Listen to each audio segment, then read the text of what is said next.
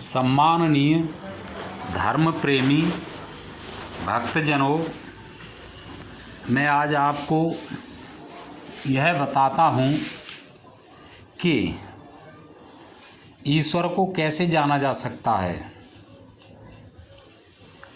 यदि आप समय को जान लेते हैं, आकाश को जान लेते हैं, प्रकृति को जान लेते हैं या माया को जान लेते हैं, आत्मा को जान लेते हैं, विश्व की जो रचना शक्ति है, सृजन शक्ति है, उसको जान लेते हैं या विनाशकारी शक्ति है जो दुनिया का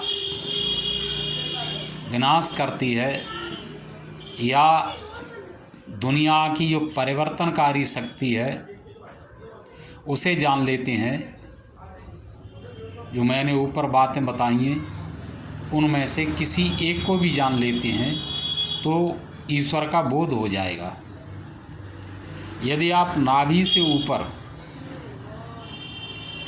नाभि चक्र, हृदय चक्र और ये कंठ चक्र, आज्ञा चक्र और ये ब्रह्मरंध्र, कमल चक्र, सहस्त्रार्ध, इसमें से इन सब को आप जान लेते हैं, इनको आप जागृत कर लेते हैं, खोल लेते हैं, तो आपको ब्रह्म का ज्ञान हो जाएगा। या आप निश्चल समाधि लगाने के योग्य हो गए हैं, लगा लेते हैं, तो आपको ब्रह्म ज्ञान हो जाएगा। ये सब बातें कहने सुनने में बड़ी आसानी से कही जा सकी हैं।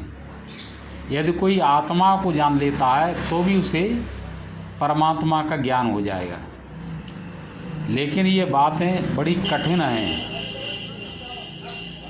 जैसे कोई यह कहे कि आप भारत के सभी सांसदों का और